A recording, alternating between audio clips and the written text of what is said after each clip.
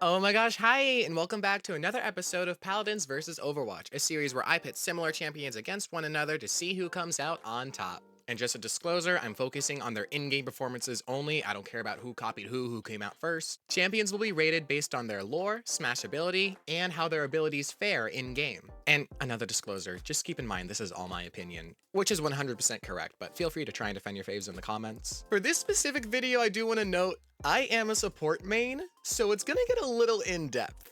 Stepping into the ring today, we have the Battle Angels, Furia versus Mercy. Furia, the Angel of Vengeance. Sarah was living peacefully with her sister Abby in the town of Saris, but a portal to the Abyss had opened up within the town. The oppressive magistrate determined a sacrifice was needed to sate the Abyss. They chose Abby and cut off a lock of her hair for Sarah to remember her by. But the Abyss didn't want a sacrifice. It wanted a vessel.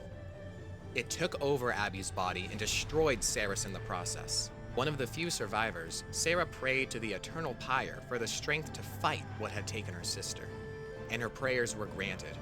She was reborn as Furia, the Angel of Vengeance, a being who will show no mercy to the Abyss. Mercy, the Valkyrie. When she was young, Angela Ziegler lost her parents to an airstrike during the Omnic crisis. The suffering from the loss drove her to seek ways to help those around her rather than causing more harm. She became a prodigy in the medical world at a young age, and later developed treatments with nanobiology that would send her soaring in the medical world.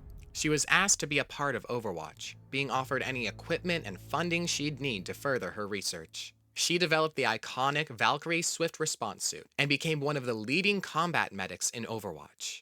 Despite her advancements, she could sense that her research was being used for purposes other than healing. Conflicted by Overwatch's war-prone mentality, Angela left the group. She soon rejoined when she realized what evil laid within the world, begrudgingly at that. I will say, Furia's lore is a lot more intense and action-packed, there's a lot more going on with it. But Mercy's gives her character a lot more depth than simply destroy all evil, Not to mention, Mercy worked hard for her abilities, whereas Furia kinda just prayed for them and got them. Don't get me wrong, both deserve their power and their positions, but I think Mercy's lore offers more.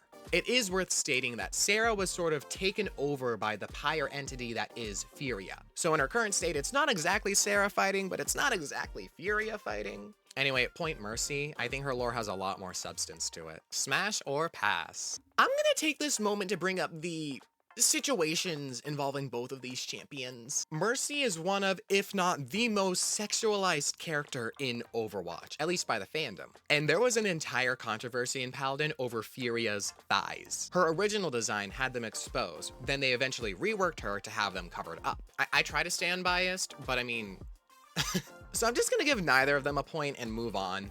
They've both gone through enough. Alright, buckle your seatbelts because we're getting into the abilities. Inhand Weapon. Furia has her Pyre Blade, which is a giant sword that shoots for some reason. It's a hit scan weapon, and the firing speed can be increased by her passive ability, which I'll get more into later. Meanwhile, Mercy has her Caduceus Blaster. Caduceus. I have no clue how to pronounce that. Caduceus. Caduceus. Caduceus. Caduceus. Meanwhile, Mercy has her Caduceus Blaster. It shoots rapid-fire projectiles. Furia's gun is just better, but that's partially because it's designed to be better. Mercy's not designed to deal a lot of damage. She's designed to give a lot of heals. Still though, Furia's is better. Hit scan is always better than projectiles, and it deals considerably more damage. You can also even make it so healing an ally gives you more ammo so you can keep shooting, so yeah. Point Furia. Up next is their evasive abilities. Mercy has Guardian Angel. She's able to leap towards allies and then propel herself either forwards or upwards. Furia has Wings of Wrath. Furia dashes backwards, shooting out 3 homing projectiles while doing so. This one is kinda hard. Mercy's ability makes it incredibly difficult to hit her, when used properly at least, but it is 100% reliant on having an ally in your line of sight and within range. Furia's deals damage and is more reliable, but it's not as impactful as Guardian Angel in terms of avoiding getting hit. However, when you get flanked by an enemy, there's not much Guardian Angel can really do to help you. Whereas Wings of Wrath can immediately help you get out of a situation and deal damage to help coax the enemy away.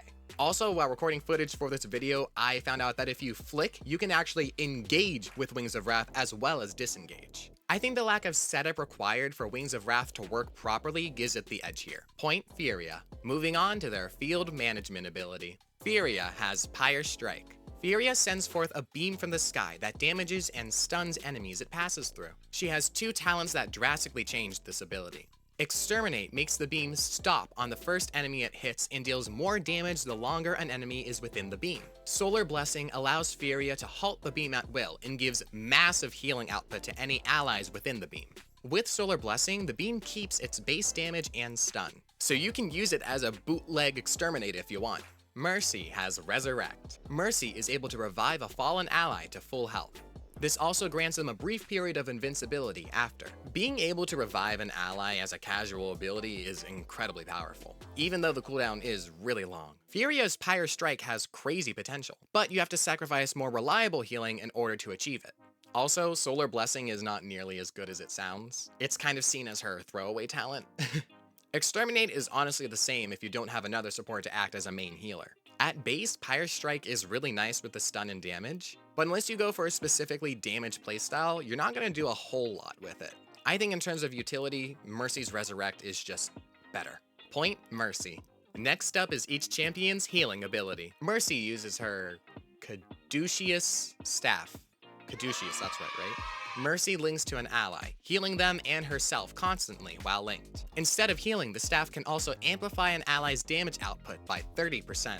Furia has Kindle Soul. Wow, that's so easy to pronounce. Furia heals an ally within line of sight for a burst of health, then an additional smaller amount over 2 seconds. With her talent Cherish, the range of Kindle Soul is increased by 300%. It also heals allies for an additional 15% of their maximum health.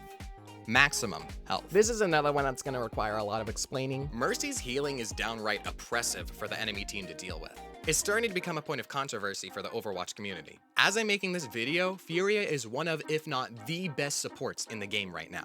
She can deal out insane heals at insane speeds. And as powerful as Mercy's healing is, I think the method of healing makes her very lacking as a support. With Mercy, you're either healing, damage boosting, or dealing out damage yourself. With Furia, you just need to give a good well-timed tap to an ally and you're done. Then you can get right back to shooting, launching your Pyre Beam, using your Wings of Wrath, pretty much dealing all sorts of damage while you're waiting for that cooldown to reset. My point is, while Mercy is doing basically nothing but healing, Furia is giving out heals and damage and stuns. Furia's heals gives her the ability to be a support and not just a healer. Not to mention, Mercy is incredibly pocket heavy, whereas Furia is able to much better help her entire team. Mercy almost requires an off support in order to keep the entire team alive. Point Furia. Alright, we're almost done. Let's move on to their passive abilities. Mercy has Sympathetic Recovery and Angelic Descent and the support passive. This one wasn't enough. Mercy heals herself for 25% of the healing done with her Caduceus Staff. Let's go! She has Slow Falling at will with Angelic Descent, and the support passive lets her regenerate health after being out of combat for a while. Furia has Wrath. Healing allies charges Furia's Wrath. The more Wrath Furia has, the faster her Pyre Blade shoots, with an up to 30% increase. So Mercy technically has more going on, but Furia has a card that allows her to heal herself when she heals allies. All supports in Paladins have Slow Falling, and while it's not as impactful or optional as Mercy's, it's worth noting.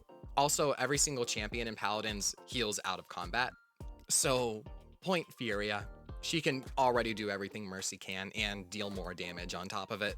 Lastly, we have each champion's ultimate ability. Furia has Inflame. Furia begins to float and becomes invincible for 2 seconds. She grants nearby allies 30% additional movement speed and in-hand weapon damage. She also reloads all affected allies' ammo.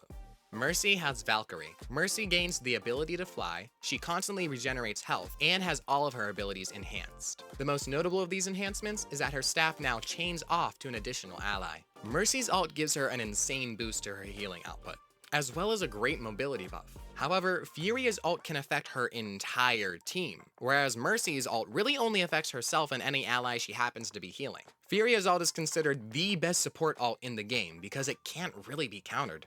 Even by killing Furia, the ability still goes on. Mercy's ult still leaves her vulnerable, and if you kill her, it's pretty much wasted. Point Furia. Final verdict.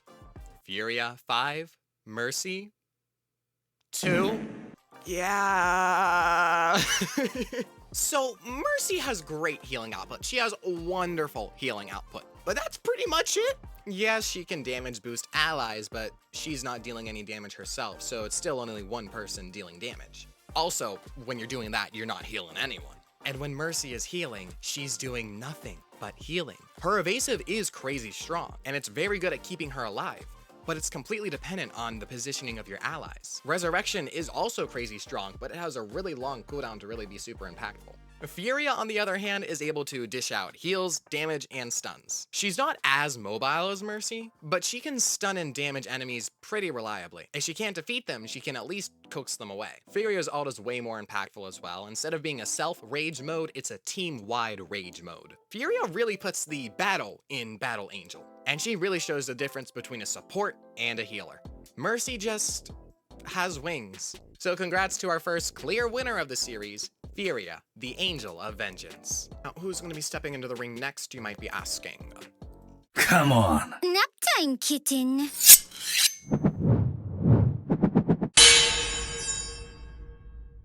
If you want to see more of me, I post here on YouTube. I also stream on Twitch. I post on TikTok and Twitter. Join the Discord if you want. Subscribe if you want to see more videos here. I don't know, you know the drill. Bye.